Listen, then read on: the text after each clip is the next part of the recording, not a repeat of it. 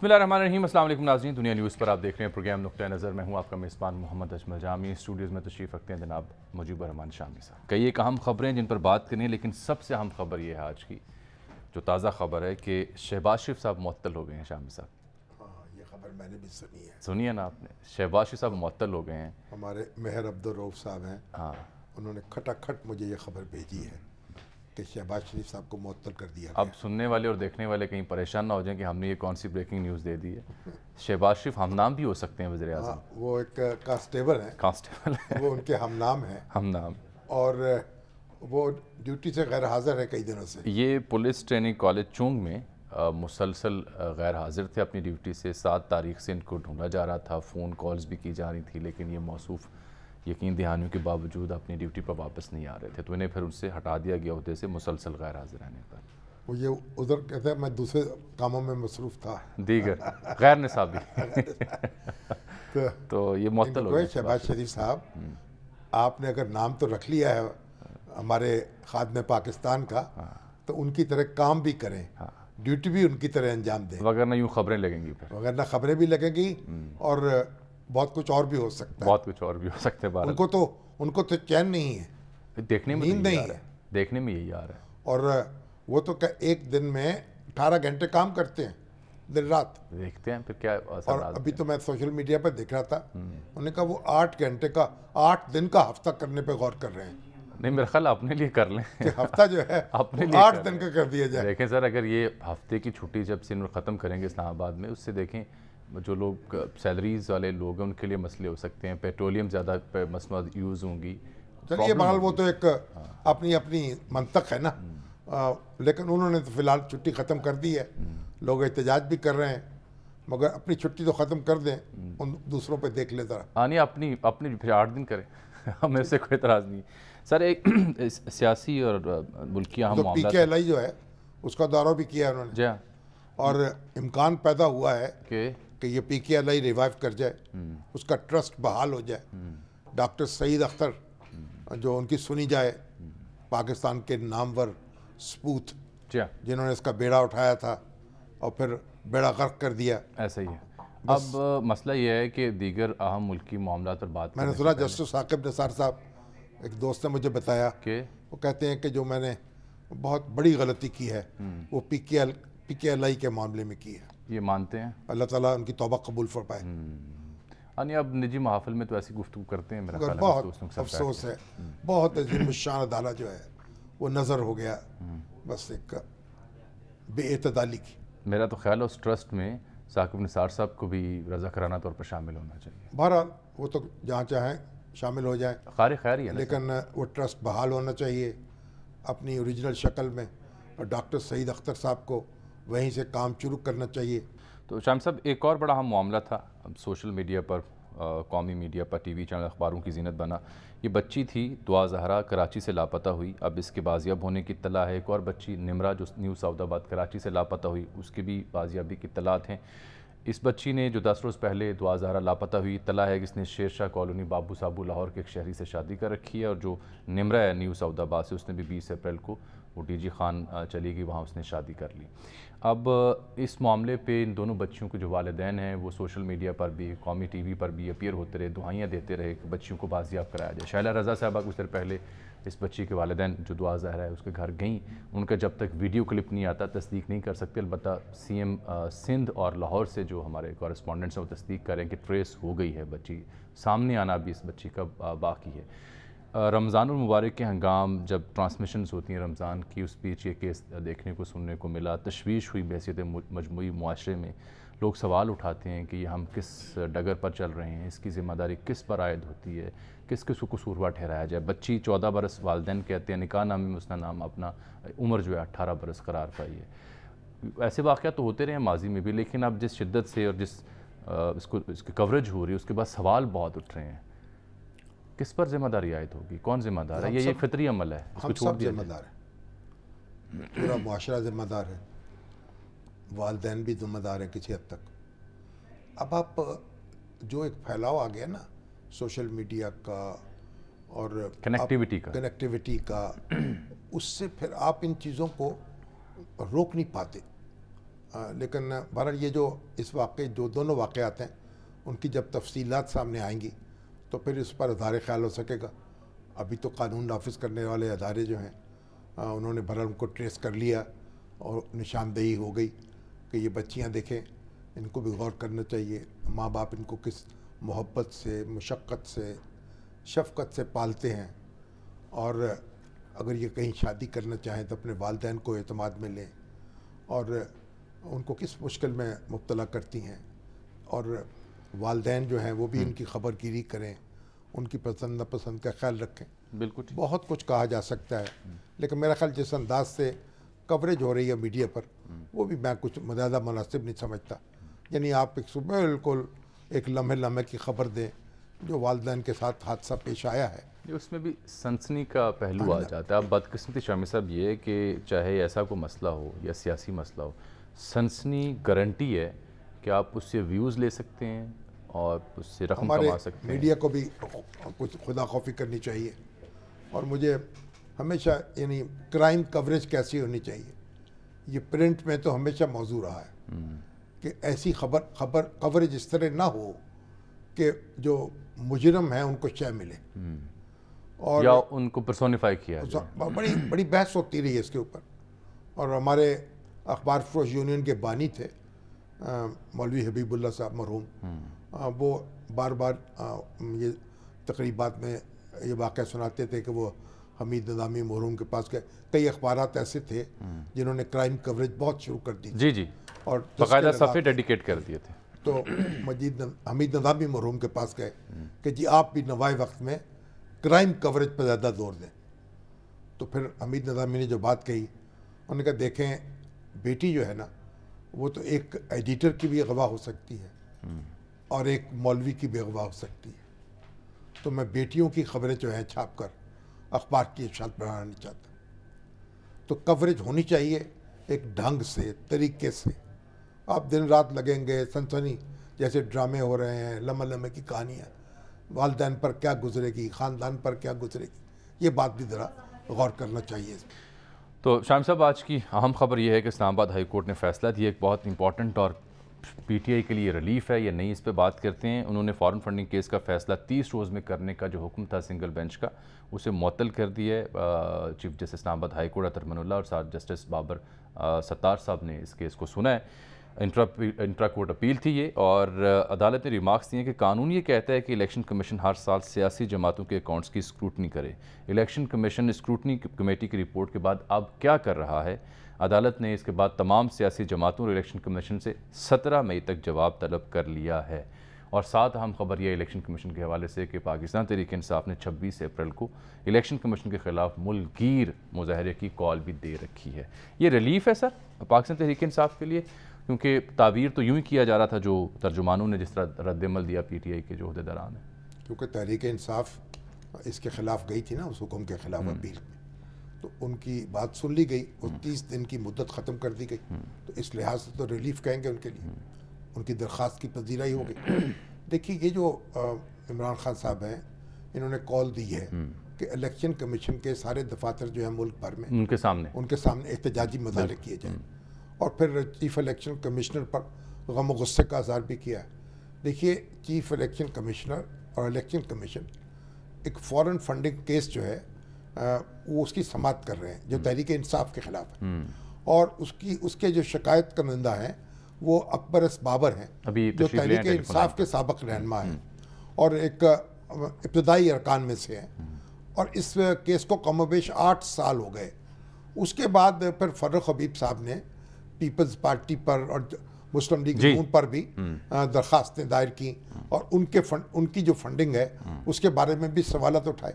اب یہ تو آپ کا کہنا کہ سارے کیسز جو ہیں یک وقت سنے جائیں, یہ تو بات سمجھ میں آتی نہیں ہے. یا تو ایسے اگر آپ عدالت میں چلے جائیں کسی میں کہ جناب سارے قتل کے مقدمے آپ یک وقت سنیں, ایسا ممکن تو نہیں ہے. یہ مقدمہ پہلے دائر ہوا ہے, اس کو پہلے سنا جانا چاہیے. دوسرے مقدمے بعد میں دائر ہوئے ہیں, ان کو بھی سنا جانا چاہیے.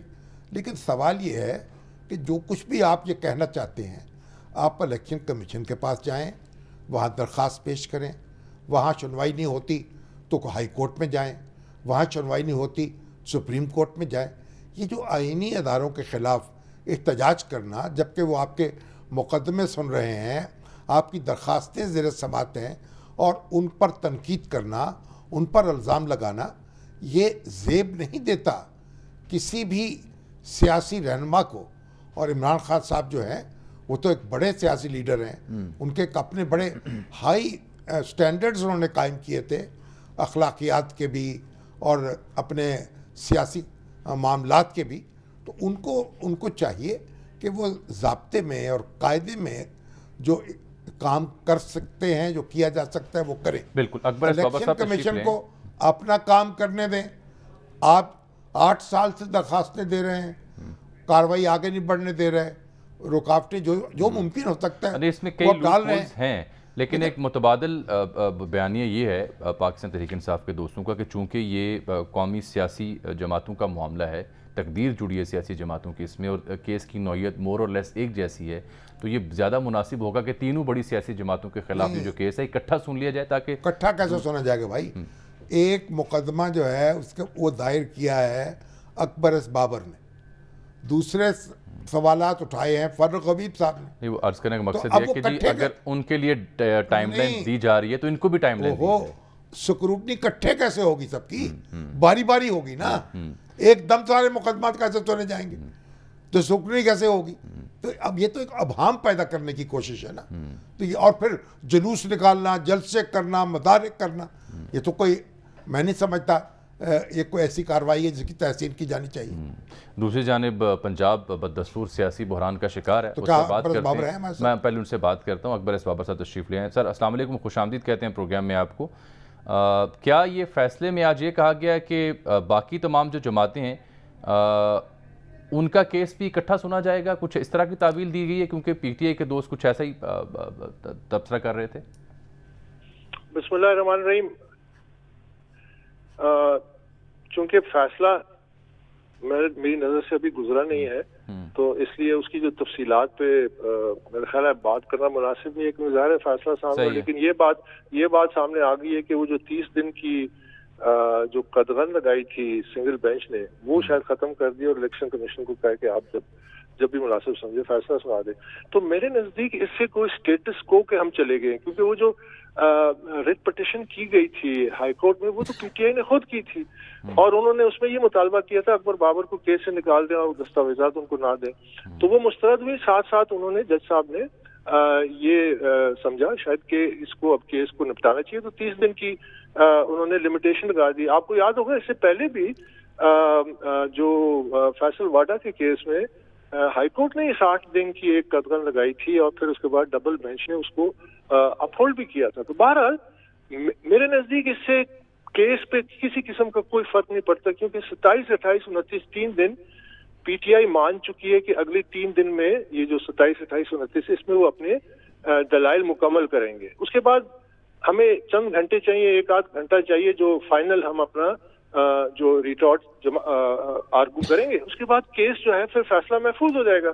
تو یہ اس سے کیس کی جو پیش رفت ہے اس پہ عملاً کوئی وہ کسی قسم کا اثر نہیں پڑے گا. ظاہر ہے یہ الیکشن کمیشن کی ذمہ داری ہے کہ وہ اب جو پی ٹی آئی یہ جو ڈیلے کرتے ہیں آئے ہیں، مثلا اسکروٹنی کمیٹی رپورٹ 4 جنوری کو آئی، اس پہ کامنٹس اپنے 2.5 مہینے بعد مارچ 15 کو جمع کرائے. تو ان معاملات کو وہ اگر اس طرح ہینڈل کرتے ہیں کہ اب مزید تاخیر نہیں برداشت کرتے تو فیصلہ پھر بھی بہت جلدی آ سکتا ہے. اس میں کسی قسم کی کوئی رکاوٹ نہیں ہے. اب یہ سارے کا سارا فیصلہ الیکشن کمیشن کے پاس ہے. لیکن ساتھ ساتھ میں یہ ضرور کہنا چاہتا ہوں کہ دیکھیے اس وقت ایک اور بڑی تشویشناک صورتحال ہے، اور وہ یہ ہے کہ ایک آئینی ادارہ جو ایک کیس سن رہا ہے، جو جج یعنی منصف جو سن رہا ہے، اس منصف کے خلاف سڑکوں پہ لوگوں کو موبلائز کیا جا رہا ہے. یہ موب جسٹس کی طرف ہم جا رہے ہیں، یہ ہم فیشزم کی طرف جا رہے ہیں. اس کا بھی تو کوئی نوٹس لے، اس کا بھی تو کوئی عدالت نوٹس لے، چاہے بڑی عدالت چھوٹی عدالت، کوئی عدالت نوٹس لے کہ ایک آئینی ادارے پہ ڈائریکٹ حملہ ہے. کہ جہاں پہ مثلا میرا کوئی کیس ہے کسی جج کے سامنے اور میں 1000 بندہ باہر کھڑا کر دوں کہ جی اس جج کو استعفیٰ دیں یا اس کو نکالیں یا اس کو کرسی سے ہٹائیں کیونکہ یہ ہو سکتا ہے کہ میرے خلاف فیصلہ دے دے، جبکہ منصف بھی ان کا اپنا لگایا ہوا ہے. تو یہ انتہائی خطرناک روش ہے. یہ اس کو ایڈریس کریں. فیشزم کی طرف ہمیں جانے سے روکنا ہے, اداروں کو آگے بیریئر بننا ہے. اور جہاں تک یہ فارن فنڈنگ کا کیس ہے, دیکھیے یہ کیس 7 سال 6 مہینے ہو گئے. 7 سال 6 مہینے کو تھوڑا عرصہ نہیں ہے. 180 کے قریب پیشیاں ہو گئی ہیں اسکروٹنی کمیٹی اور الیکشن کمیشن ملا کے. تقریباً 65,000 گھنٹے گزر چکے ہیں, 2,700 دن ہو چکے ہیں, 9 وکیل انہوں نے بدلے ہیں. کیا ایز اے پاکستانی میں یہ مطالبہ نہیں کر سکتا کہ میرا حق کدھر ہے, میرے کو حقوق ہے کہ نہیں ہے؟ 7.5 سال ہو گئے. میں تو صرف ایک ہی مطالبہ کرتا ہوں کہ الیکشن کمیشن اس کیس میں فیصلہ دے. 9 ریٹ پٹیشنز ہو گئی ہیں. جب ایک دفعہ فیصلہ آ جائے گا تو قانونی جو راستے وہ موجود ہیں اپیل کے. اگر کسی کے ساتھ زیادتی, کسی فریق سمجھتا ہے کہ اسے زیادتی ہے تو وہ اپیل کر سکتا ہے مختلف. لیکن میرے حقوق کا کون تحفظ کر رہا ہے؟ میں 7 سال 6 سال سے پاکستان کے لیے لڑ رہا ہوں, یہ پاکستان سے لڑ رہے ہیں. غیر قانونی فنڈنگ انہوں نے کی, غیر ملکیوں کی فنڈنگ انہوں نے کی, غیر ملکی کمپنیوں سے فنڈنگ انہوں نے کی, اکاؤنٹ سے انہوں نے چھپائے. یہ تمام معاملات اسکروٹنی کمیٹی کی رپورٹ میں آ چکے ہیں. بھئی میں کہتا ہوں فیصلہ دو. میرا تو صرف ایک مطالبہ ہے, میں تمام منصفوں سے اپیل کرتا ہوں کہ مجھے فیصلہ دے کے دیں الیکشن کمیشن سے. مجھے صرف فیصلہ چاہیے جو میرٹ قانون اور ثبوت کی بنیاد پہ ہو. کیا یہ میرا حق نہیں ہے؟ کیا میں نے ایک ریٹ پٹیشن داخل کی ہے کہیں پہ؟ کیا میں نے کوئی ایسی درخواستیں داخل کی ہیں ڈیلے کے لیے؟ کوئی ایک بہانہ کی ہے؟ میں 7.5 سال سے ایک پیشی میں نے مس نہیں کی. میں ہر جگہ حاضر ہوتا تھا, ہر جگہ تابعداری سے کھڑا ہوں. مجھے کب انصاف ملے گا؟ میرے بارے میں بھی تو سوچیں, میں پاکستانی شہری ہوں کہ نہیں ہوں؟ یہ جو سارا دن یہ جلوس نکال رہے ہیں, کل یہ جلوس نکال رہے ہیں الیکشن کمیشن کے باہر, ابھی تک کسی نے نوٹس کیوں نہیں لیا اس کا؟ یہ تو آئین, قانون اور آئینی اداروں پہ ڈائریکٹ حملہ ہے, فیشزم ہے. آپ دباؤ ڈال رہے ہیں. ایسے ملک چلتے ہیں؟ یہ تو ہم ڈوب جائیں گے فیشزم میں. میں تو صرف آپ کے تھرو, آپ کے چینل کے تھرو مجیب الرحمان شامی صاحب کے اس سے وہ یہ کہتا ہوں کہ خدا را ہمارے بھی تو, میرا بھی تو کوئی حقوق ہے کہ نہیں اس ملک میں؟ بالکل ہے, کہ میں روتا رہوں گا سارا وقت. تو یہ دیکھیے, یہ بڑا سنگین معاملہ ہے کہ ایک سیاسی جماعت, عمران خان کہتا ہے کہ میرے خلاف سازش ہوئی ہے. میں کہتا ہوں جس سیاسی جماعت کی غیر قانونی فنڈنگ ہوئی, جس میں بھارتی شامل ہے, جس میں کیمن آئلینڈ کی آف شور کمپنیاں شامل ہیں, انہوں نے یہ کیس تو 2013 تک ہے, تو انہوں نے کیوں فنڈنگ کی ہے ایک ایسی سیاسی جماعت کی؟ کوئی مقصد تھا نا, یہ تھی وہ سازش. اس جماعت نے پھر آگے جا کے ملک کی اینٹ سے اینٹ بجائی, یہ تھی وہ سازش. اس کا لیڈر کھڑا ہو کے بھارت جو ہے اس کی حق میں بولتا ہے. دیکھیں بالکل آپ کا یہ حق ہے کہ آپ اپنے, آپ کا یہ حق ہے کہ عوام کو اداروں اور فوج کے سامنے کھڑا کر دیا. یہ ہے وہ سازش. آپ کا بالکل حق ہے کہ آپ اپنے مطالبات کو دہرائیں یا اپیل کریں اداروں سے کہ فیصلہ آپ کے لیے جلدی آئے. لیکن بات یہ ہے کہ اگر کوئی سیاسی جماعت اس ادارے سے, اس کے سربراہ سے ان پہ عدم اعتماد کا اظہار کر رہی ہے تو جمہوریت میں سب سے بہتر حال تو یہی ہے کہ وہ احتجاج کی کال تو دے رہے ہیں. احتجاج کرنا حق نہیں ہے, آئینی اداروں کے خلاف احتجاج نہیں کر سکتے. وہ آپ ان کے ساتھ تو آئینی کارروائی ہو سکتی. آپ کو کسی ادارے سے شکایت ہے, جو الیکشن کمیشن ہے وہ حتمی عدالت نہیں ہے, اس کے خلاف آپ ہائی کورٹ میں جا سکتے ہیں, اس کے علاوہ سپریم کورٹ میں جا سکتے ہیں. ایک فیصلہ آئے گا تو اس کے اگر آپ کو اگر بے اطمینانی ہو, اگر آپ کے خلاف آ جائے یا آپ کو کوئی شکایت پیدا ہو تو پھر آپ عدالت میں جائیں گے, آپ سڑک پہ نہیں آئیں گے. ایک بریک لیتے ہیں, بریک کے بعد واپس آتے ہیں کیونکہ ایک اور معاملہ عدالت کیا ہوا ہے, حمزہ شہباز شریف کا حلف, معلوم نہیں کب لے پائیں گے. ایک بریک کے بعد بات کرتے ہیں.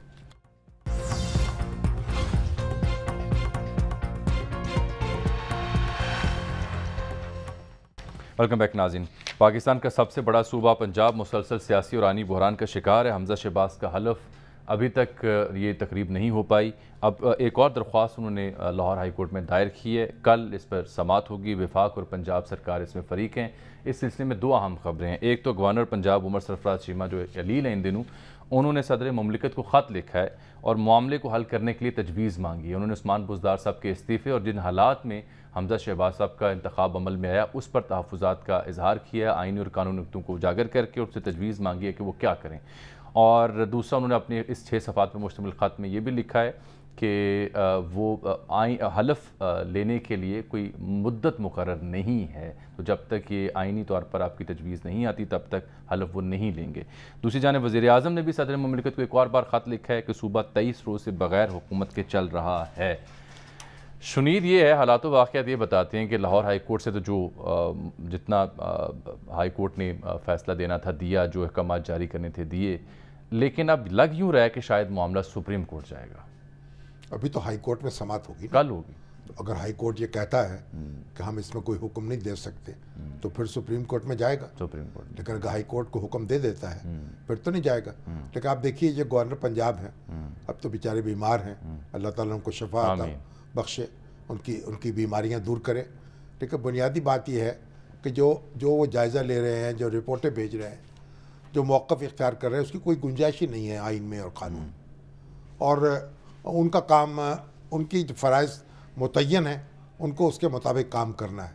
उनको ये तहकीकाती चक्कर में पड़ना नहीं है और ना उनकी ये जिम्मेदारी। हासन भोन साहब तशरीफ़ लाए हैं, सुप्रीम कोर्ट बार के सदर हैं, मुमताज़ कानूनदान है, उनसे पूछ लेते हैं। ये तो एक रिकॉर्ड कायम हो गया ना दुनिया का, एक मेरा ख्याल दुनिया में आज तक नहीं हुआ होगा 23 रोज़ किसी वज़ीर आला जो है वो मुंतखब हो जाए और 23 रोज़ तक हलफ ना उठा सके। इस बीच एक पेशरफ ज़रूर हुई है। आज सीएम सेक्रेटरीट से हमें इत्तला मिली है, ऑफिशियल्स ने दी कि उस्मान बुज़दार साहब चूँकि अभी निगरान कहेंगे, कायम मुकाम कहेंगे, नहीं अभी तक वज़ीर आला है, तो उन्होंने आज इजलास बुलाया है ब्यूरोक्रेसी का, पुलिस का, इंतज़ामिया का, रमज़ान बाज़ारों की सूरत हाल, महंगाई और दीगर मामला पर उन्हें लोग बुला के उनको अहकामात जारी। उनका तो अवहाम ऐसा है कि वो जो हमारे फैसल जावेद साहब हैं, जो जलसा था खान साहब का, तो उसमें उन्होंने उस्मान बुज़दार साहब का जिक्र किया, उनको साबिक़ वज़ीर आला के तौर पर याद किया, मुझे हालांकि वो साबिक़ नहीं थे, वो मौजूद थे, हाजिर व मौजूद है। आज़म साहब बहुत शुक्रिया आपके वक्त का। सर आज़म साहब ये बताइए अब ये होगा क्या?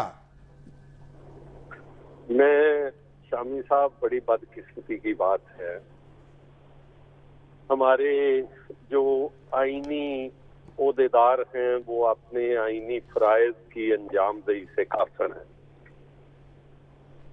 और ये बहुत बड़ी बदकिस्मती है। जो फ्रेमर ऑफ कॉन्स्टिट्यूशन थे उन्होंने ये कभी नहीं सोचा था कि हमारे इन ओहदों पे ऐसे अशखास आ जाएंगे कि जो अपने आईनी फराइज की अदायगी में भी इस तरह के काम करेंगे। मैं आपको बताऊं, ये जो बात करते हैं ना कि उन्होंने लिख के भेज दिया है, रिजल्ट ये है, फलां ये है, बात ये है जब हाई कोर्ट ने एक हुक्म दिया स्पीकर नेशनल प्रोविंशियल असेंबली को, डिप्टी स्पीकर को, कि आप जो है आपने जाके ये फराइज अंजाम देने हैं बतौर प्रिजाइडिंग ऑफिसर, और उसके बाद आपके जो मौजूदा केयर टेकर आप कह ले जिन्होंने परफॉर्म करना है, जब तक नए नहीं आ जाते, उस्मान बुज़दार साहब उस हाउस में आए अपने हक़ रायदही को इस्तेमाल करने के लिए आ गए,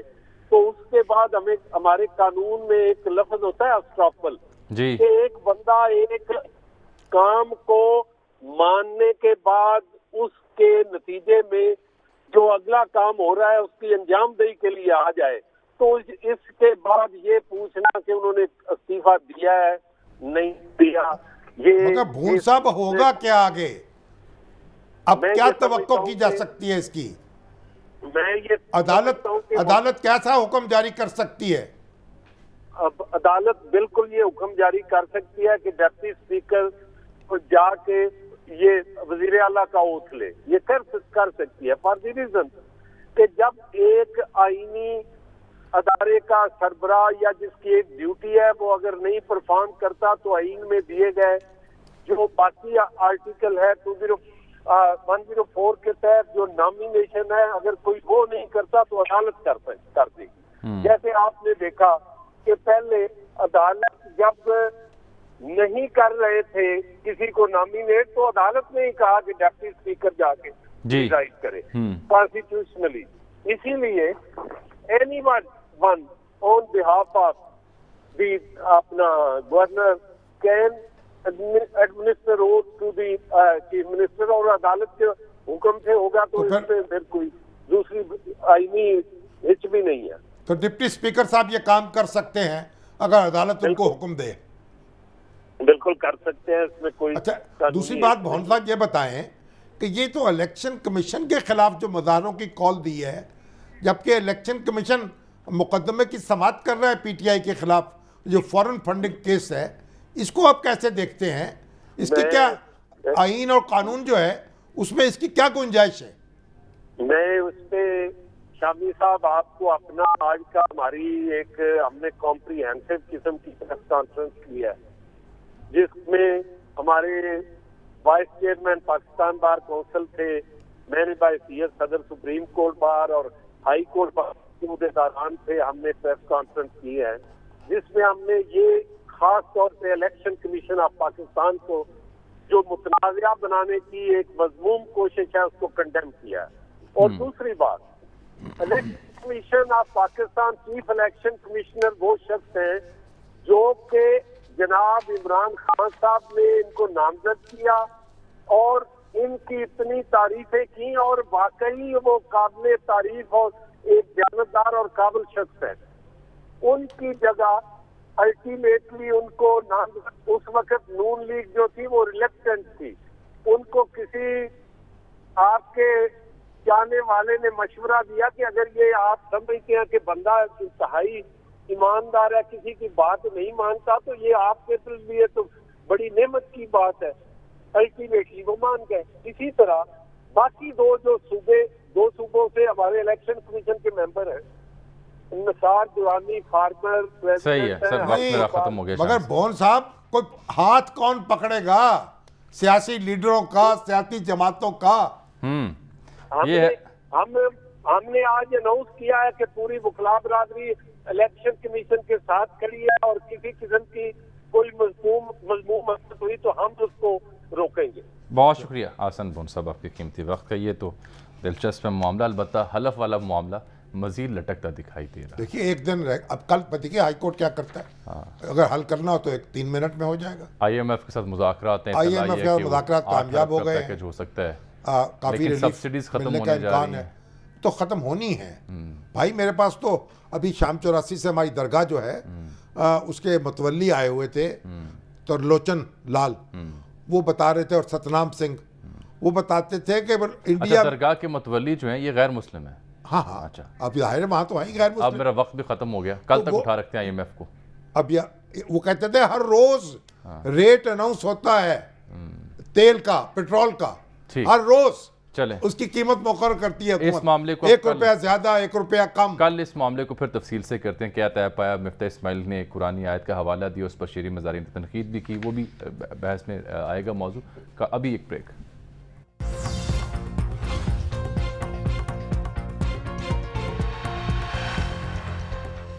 ناظرین اس کے ساتھ ہی آج کے پروگرام کا وقت یہاں ختم ہوا. چاہتا ہے آپ سے ملاقات کل، تب تک کے لیے اجازت. اللہ حافظ.